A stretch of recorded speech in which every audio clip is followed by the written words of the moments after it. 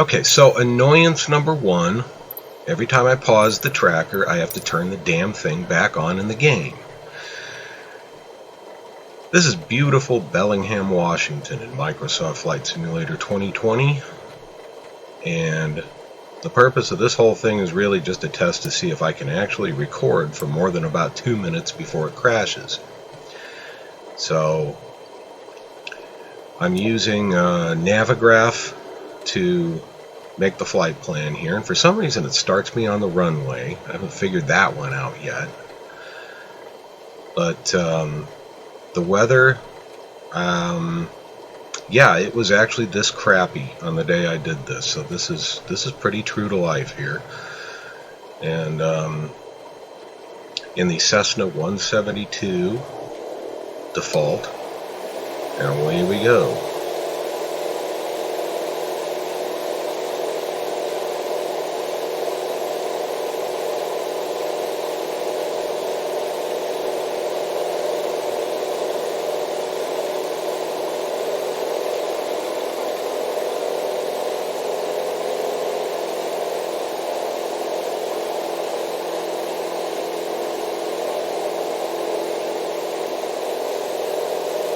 I'm not really worrying about stutters on this one, and frankly I don't know how much of it is the game and how much of it is OBS, because when I was actually doing this and recording it, for the most part it seemed smoother than it looks on the recording. And I don't know if that's real or just perception. But here's what was going on last week.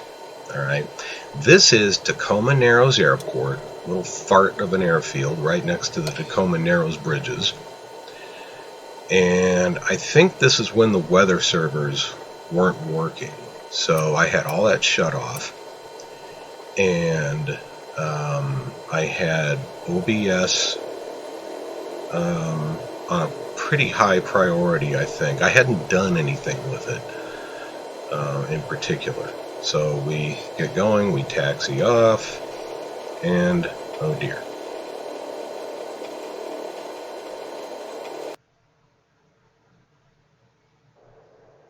Let's try that again.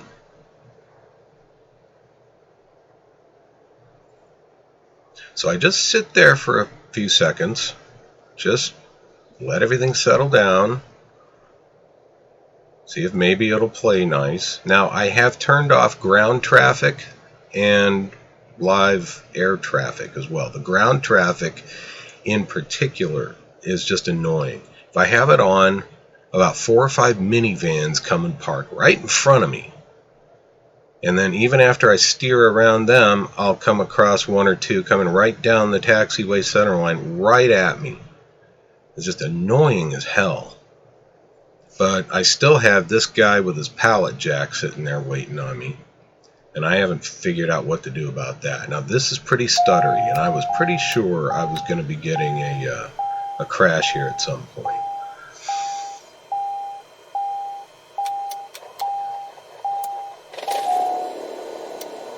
So there, we get things going.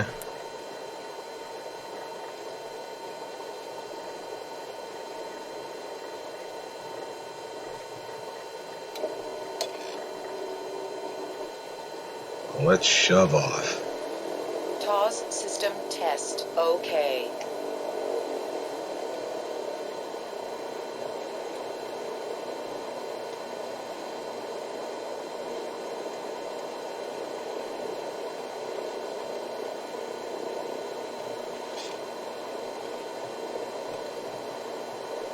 Okay, so we made it past the last crash.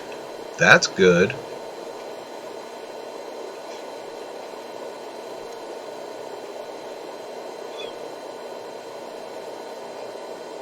Then I decide to look around. Bang. One more time.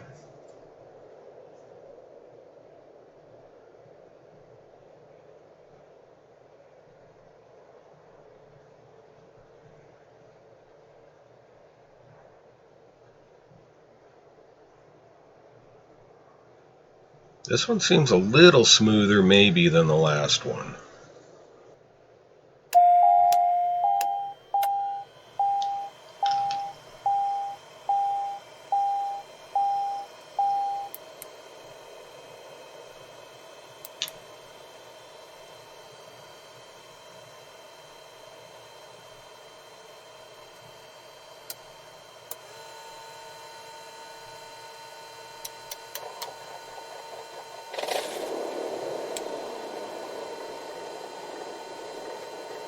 TOS system test. OK.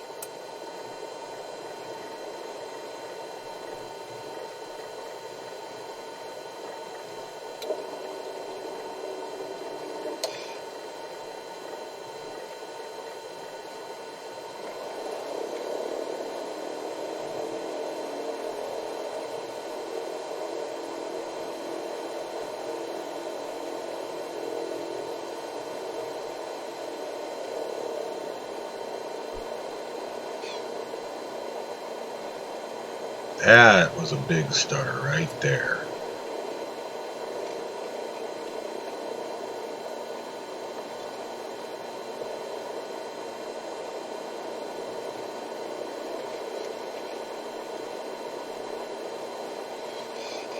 And there you have it. So, the only difference, two differences I think on this recording, and long story short, I made it to where I was going. An hour long, it didn't crash. But one thing I did was I put OBS in low priority.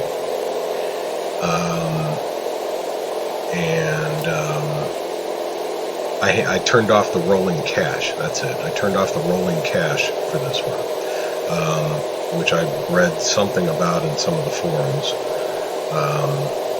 which I don't even begin to understand really. It has something to do with caching scenery, and some people are saying if you turn it off, those stutters when you turn from side to side go away. Frankly, I didn't really notice any difference as far as that goes. The stutters, I don't know. In the game, I have no clue. Sometimes they're there, sometimes they're not. There were plenty of times last week, and that's really all the messing around with this I've done. Plenty of times last week when it was just smooth as silk, even with weather. Now, I don't have a supercomputer, so I'm running this on medium settings. And as we continue the climb out of Bellingham here, looking around at these clouds, I guess I don't have any really serious complaints with the game, although one thing I will say is that the clouds do often look kind of goofy to me. They kind of remind me of lava lamp blobs at times. Then other times they look really true to life. I don't begin to understand this stuff. I'm running pretty much everything on medium settings. I'm still happy with the way it looks overall, and it certainly looks a lot better than I'm an old FS9 FSX guy, and I thought long and hard about whether I wanted to jump back down the rat hole of Flight Simulator. But here I am, and just as I suspected, I got sucked into trying to get this to work, trying to get that to work. And it can be heartbreaking. But then again, sometimes when you do get something going right, and you fix something, you say, hey, that feels pretty good. But be that as it may, that rolling cache, I don't know. I'm probably gonna, next time I fire up and try again, I'm gonna turn that back on and probably just leave it alone. The main problems with stutters that I seem to have are with the tracker, and it's not the tracker. The only other game I use it in currently is Elite Odyssey, and it works perfectly in that. No problems there. Here, it can be real stuttery when I look side to side. So I'm going to try and maybe use a different profile next time, and see if that helps. See, there it is right there. I look off to the side and ba-deep, that's all, folks. If I just, if I either pause it or just center my head and leave it there, the actual motion as the plane is moving through everything seems pretty fluid. I'd say about 95% of the time. Sometimes when, certain scenery's loading, maybe, it gets a little weird. But my original flight plan here, I'd set for 6,000 feet. I wasn't anticipating icing, and icing is not something you want in the Cessna 172. So I had a lot of problems as I approached 6,000 feet, which I edited out because there's a lot of hooting and beeping involved. It's pretty annoying. So I descended back down, first to 4,000. That didn't seem to help much. Eventually I just went down to 3,000, and that seemed to work out okay. I wonder how much of this has to do with these gauges here in front of me, these LED screens. And if I was the ambitious sort, I might try this flight again in the 152 without these and just see if there's a difference. I picked this one because it's faster, for one, and also I wanted the autopilot for this.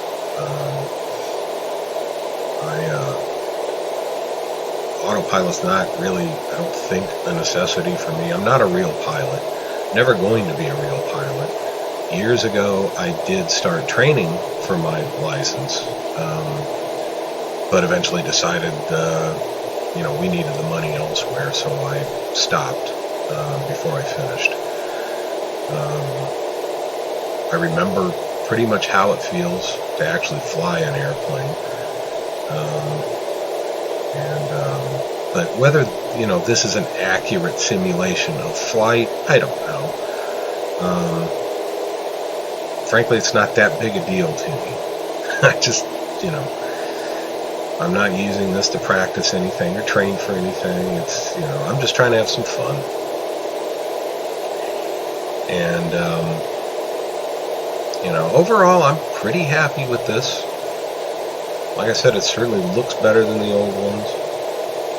The default planes are a lot better than the old default planes. In fact, as far as I can tell, there isn't even a whole lot of freeware available payware, available for this. And I still haven't decided if I'm going to jump down that rat hole. My interest, for one thing, my interest in airliners has dwindled over the years.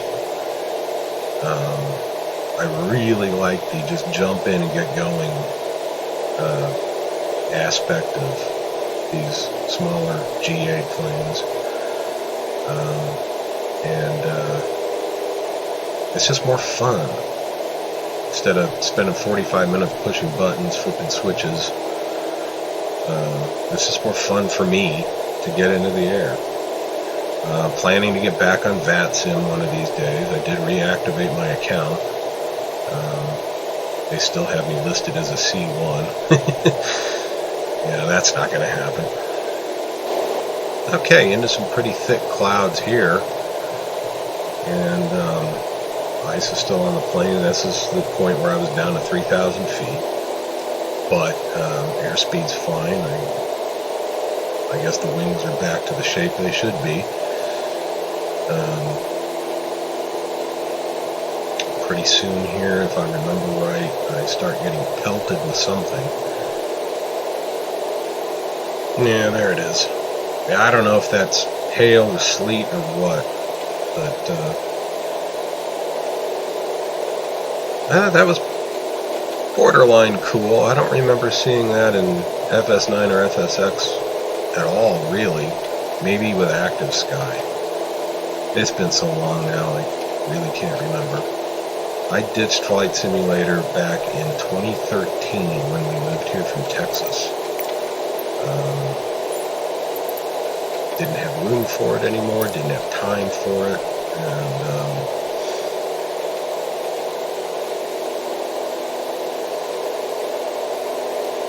I certainly don't remember it looking anything like this. Back into a little sunlight here, and there come those lava lamp clouds again. It's not that I think they look bad. They just look kind of, I don't know, lumpy, I guess would be a good word for it.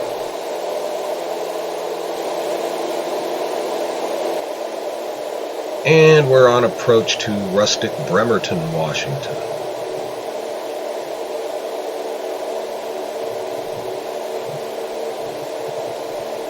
The Puget Sound Naval Shipyard is up and to the left slightly.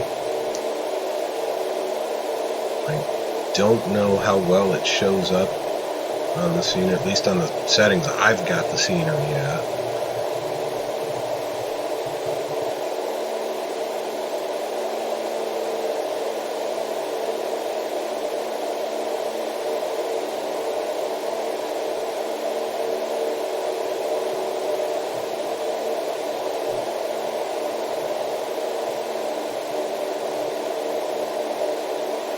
Now, if I can get all this working, and I have no idea if I can even stream with this, but I'm going to give it another shot here. What I'd like to do is start a cross-country flight.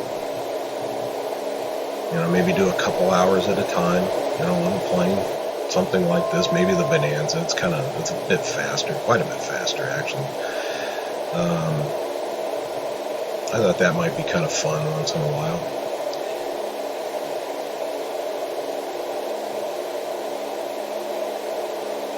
Now that is true to life. Over the water, that blob of fog, I guess, that happens a lot around here. And then right in front there, where that ground layer is, there it is. The airport is under that. This is the autopilot doing the approach here. And I don't really feel bad about it, because if I was stuck in this situation in real life and I had an autopilot available that could do an approach like this, I would let the autopilot do the approach. However, since this is just a game, I did not care if I could see the runway or not. Decision height, kind of a nebulous thing in my mind. But so we go down into this fog layer, and this I think is the coolest part of the flight, although as you can see it does start getting kind of stuttery here. Got the approach lights, so I'm going to go ahead and kill the autopilot now.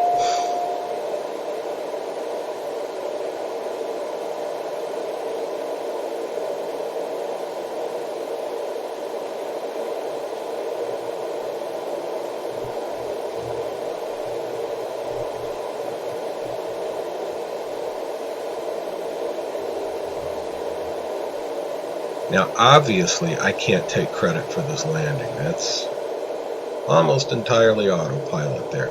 I am proud of the fact that I kept it more or less near the center line, which I'm having a tough time mastering in this game. Steam thought I did a good job. I gotta figure out how to shut that overlay off.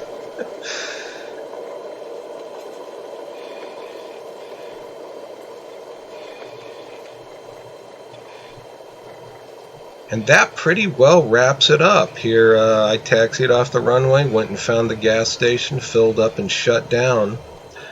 Like I said, I'm going to try streaming and see if it'll do that. If I can keep recording like this, or hopefully better. Maybe I'll run the auto configurator again or something. I think I'm going to start that cross-country flying pretty soon here. But for now, Welcome to Bremerton, and that is about it. See you next time.